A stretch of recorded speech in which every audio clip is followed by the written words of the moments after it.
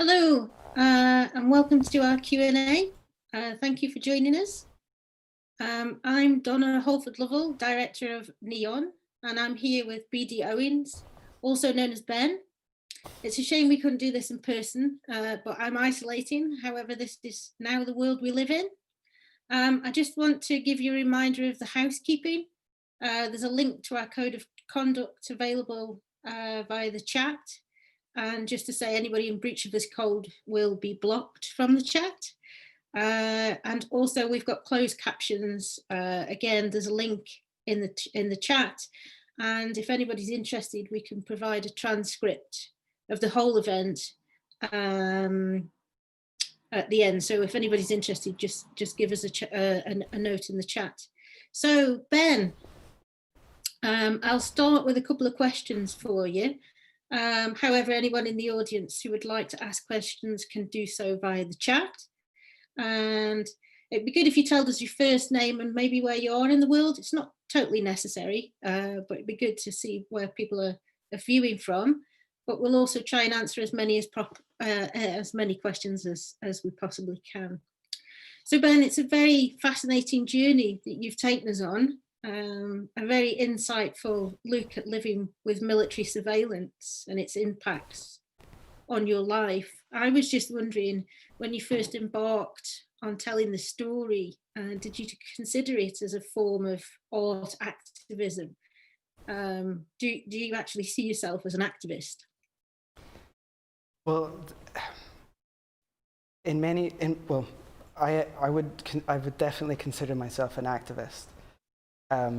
However, this particular piece of work,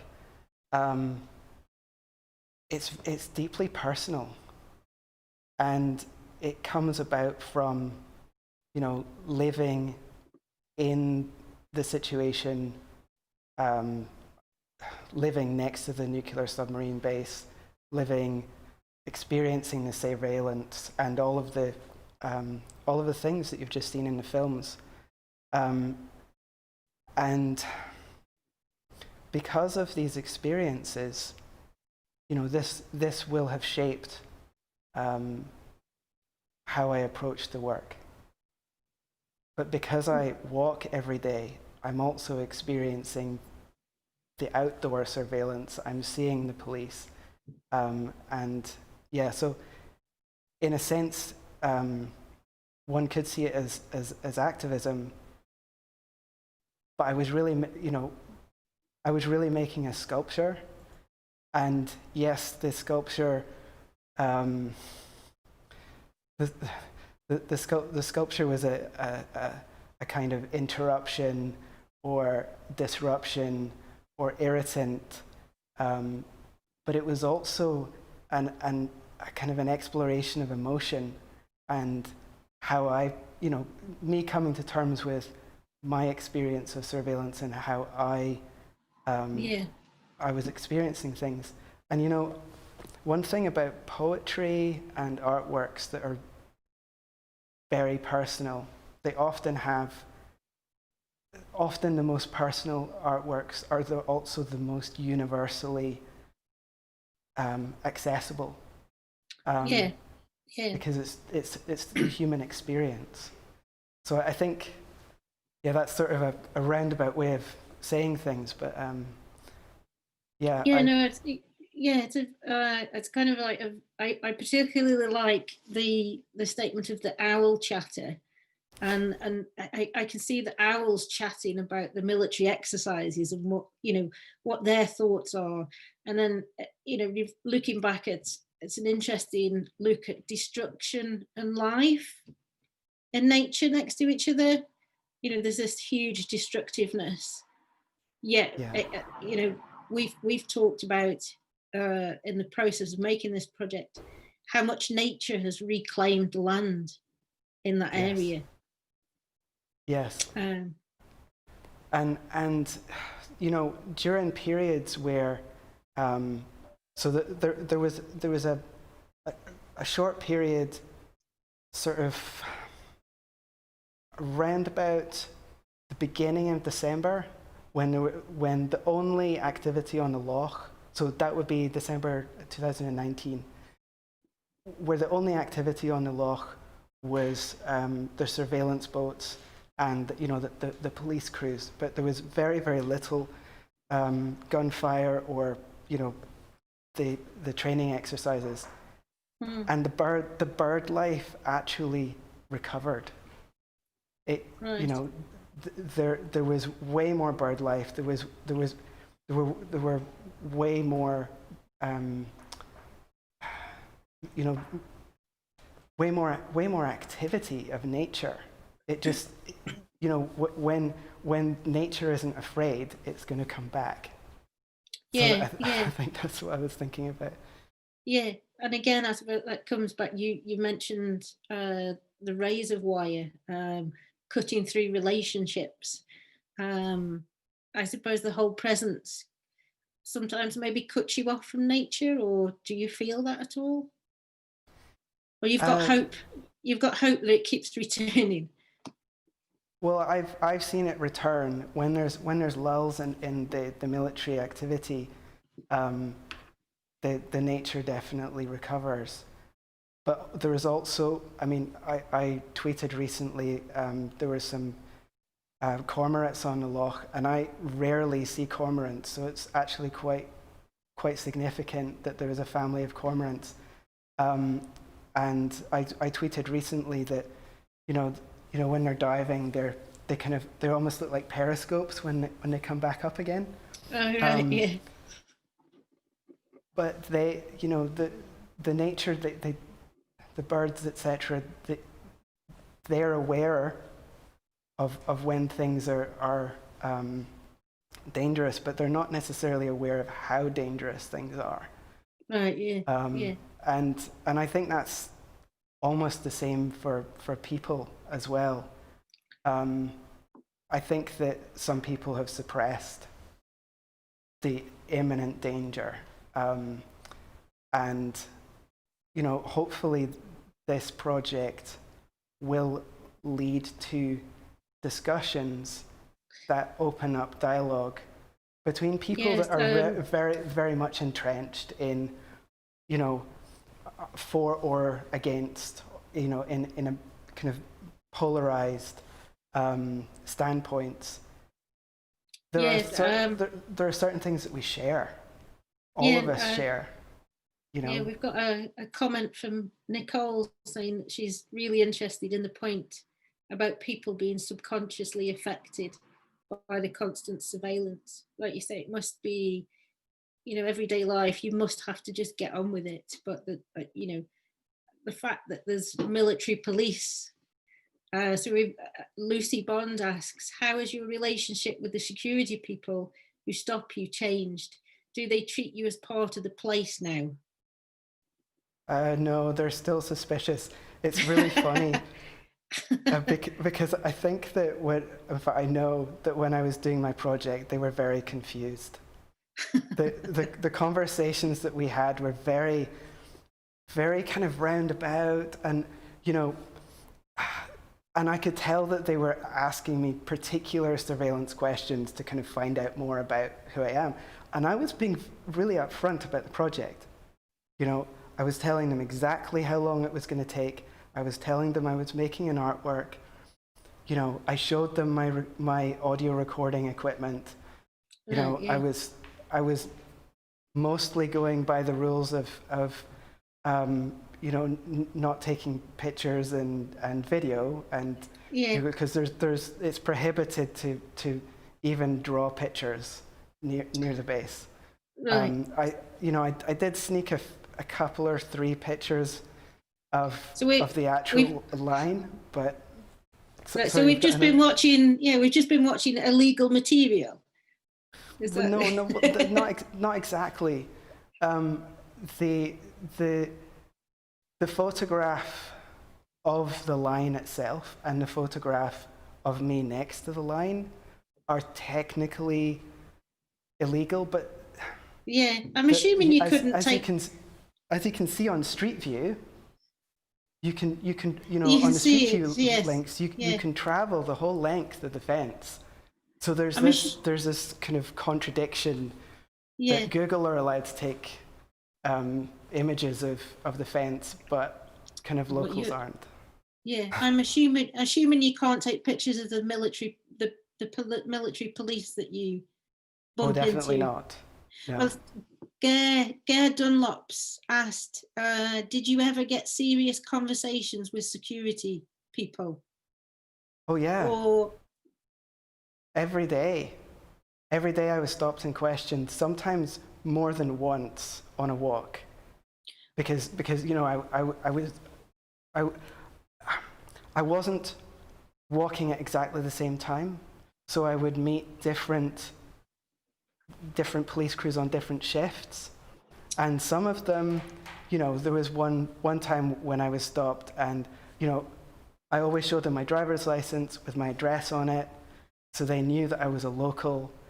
And there was one time where there's this one woman police officer, she said, "Oh, yes, he's known."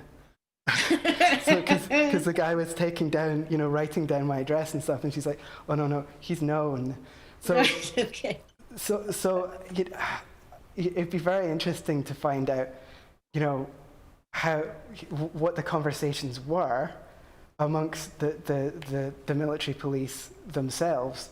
But yeah, I did have, and there was one police officer who was sometimes in an unmarked vehicle, and one time he gave me a terrible fright because he had his window rolled down and he said, "Hi Ben," and I just, you know, it made a jump.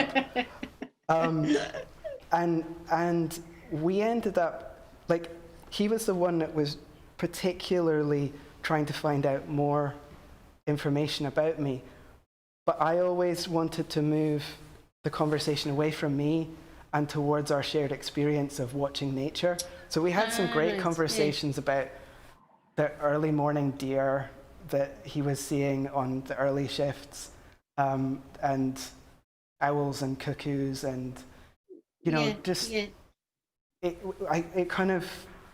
it changed the dynamics immediately between us, and it kind of humanized both of us in that moment.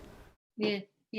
Well, it's nice to see on the Twitter that you recorded some of those kind of moments and those and with the owls and the deers.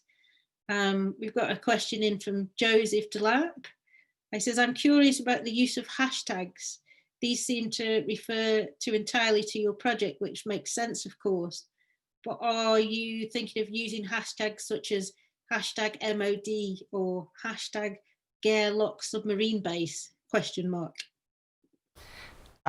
Yes. Well, the particular hashtags I used were to have a particular reach with particular publics who might be engaging with Twitter in those particular hashtag spaces.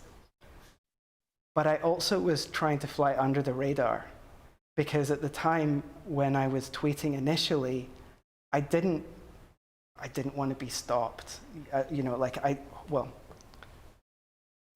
want to be censored.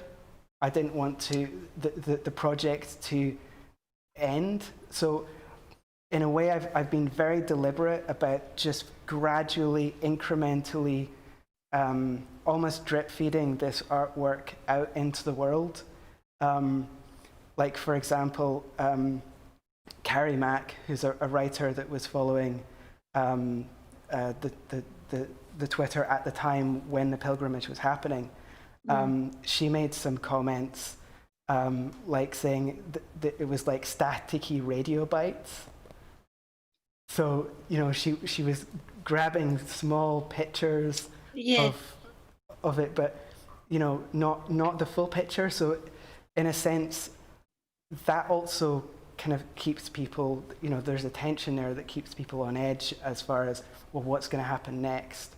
But I didn't want to be too in your face, so to speak, with, and also this work is particularly aimed at people who live within the Gare, Loch and Loch Long region. Right, Like, yeah. And hopefully this will create some kind of some conversations that would not necessarily happen. Sort of allow an entry point into conversations that, you know, people very much censor themselves. People don't talk about this stuff. They don't feel like they're allowed to talk about this stuff locally. I mean, yeah, there's some people that do that are particularly activists, but a lot of people, you know, they're holding things really close, and maybe this will allow people to have kind of a release of, you know, just to talk about things a bit more openly. Yeah, a lot of the questions that are coming in are about how it's affected the local people.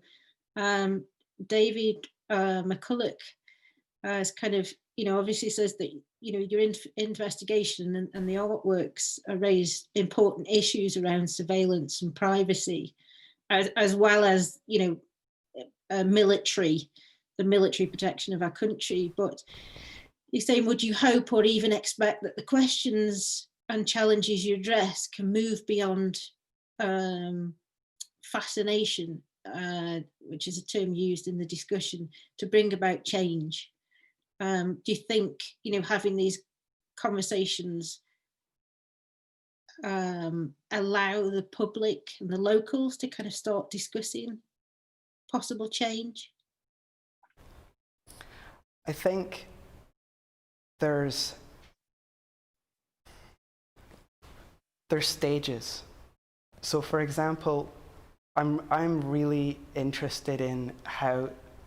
So there was an article that Donna Haraway did in like an interview in The Guardian last year, and she was drawing on strategic essentialism with sort of, it's her interpretation of strategic essentialism, where, you know, when you have kind of polarized points of view, if you can find the kind of the commonality in the room, you can find the things that people have in common, that's the first stage, and then we go further tomorrow.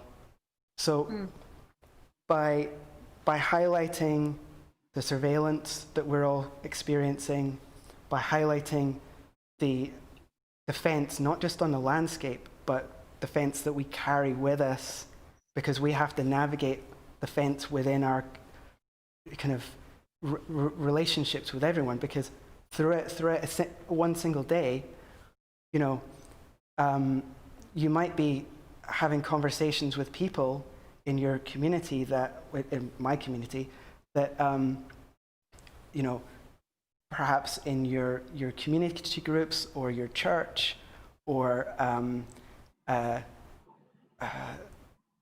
even the corner store, that are either former military or, you know, they have a family member who's part of the military. Right, so they're on a particular standpoint, but at the same time, you know, you have lots of other people in your life that are, you know, against nuclear weapons. So you kind of have to navigate this in one single day, several times.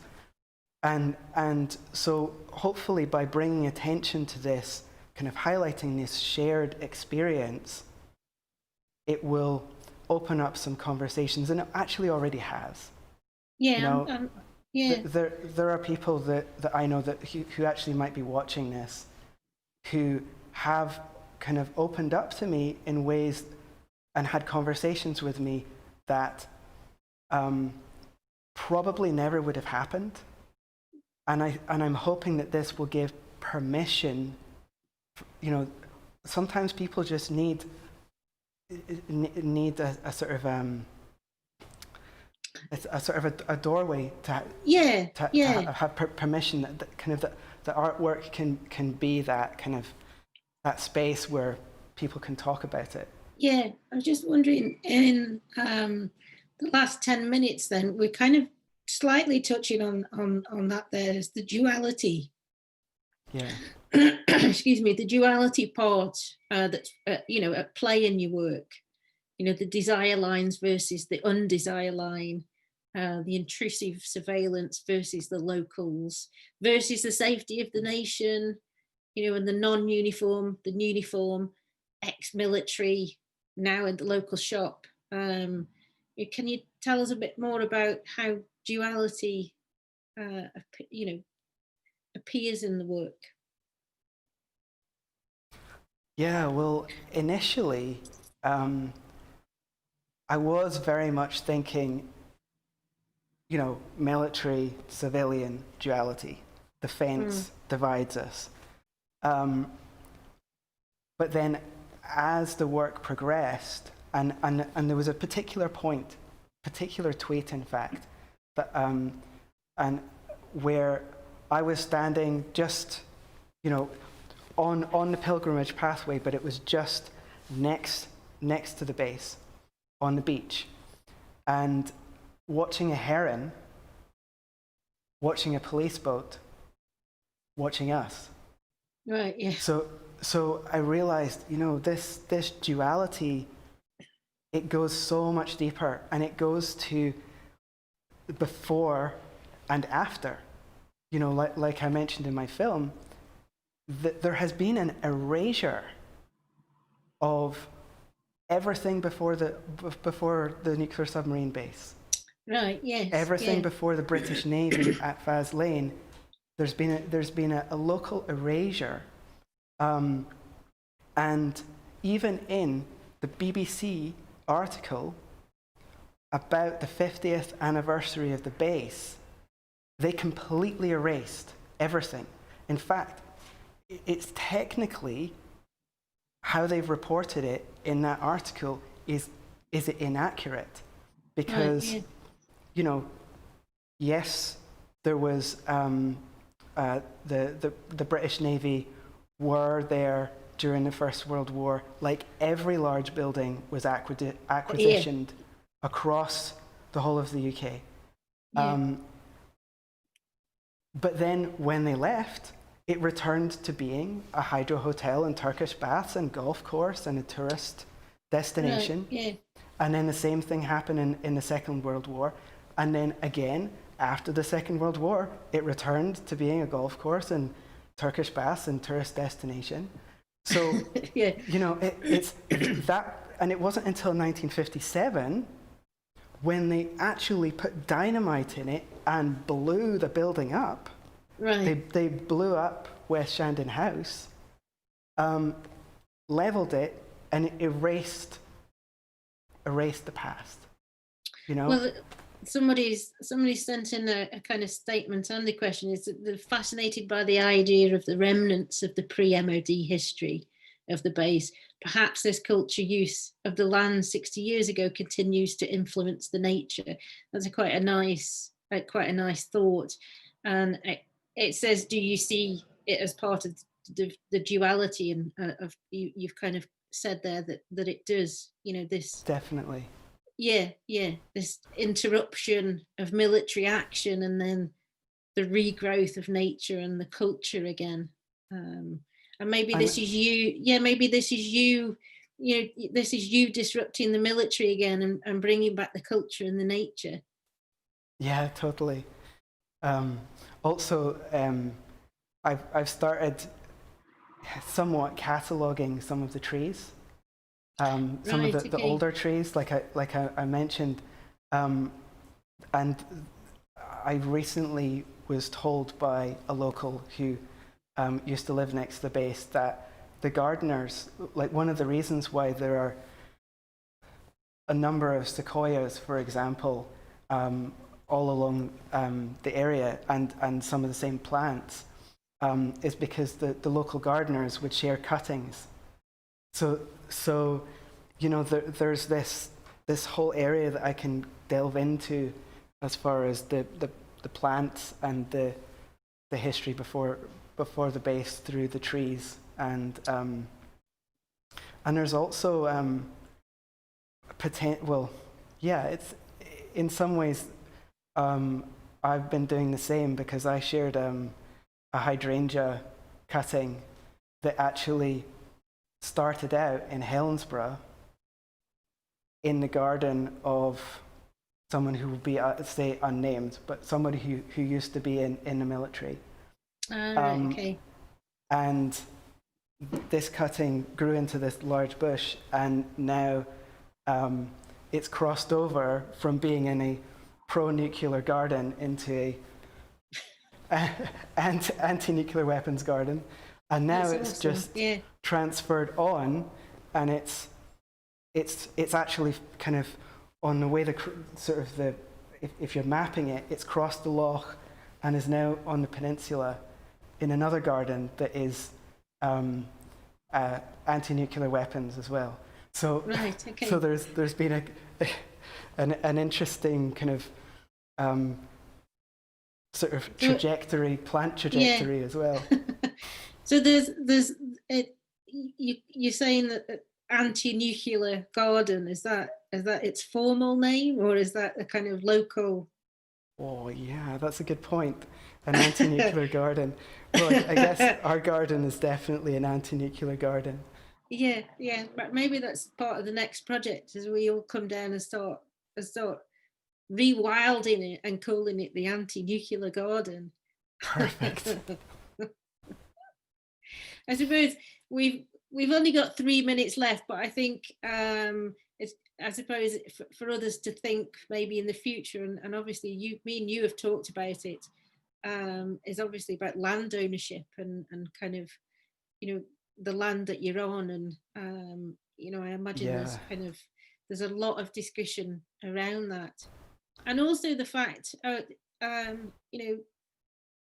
maybe we shouldn't be, not under any illusions that we might be all being watched at the moment because of this subject matter. So, indeed. Yes, but Ben, we've got a minute left, so that's I want to say thank you very much. It's been a pleasure working with you on this project and learning lots more about it.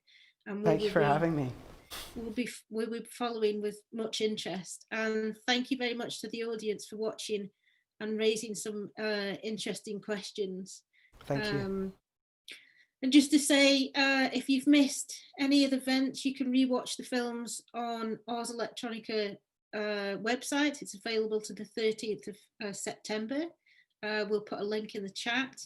And again, if anybody wants the transcript, we're quite happy to pass that on. And I'm sure Ben would be happy to receive any questions and look at discussions and collaborations in the future. So thank you very much, Definitely. Ben. And thank you very much. And thank you very much for our production team.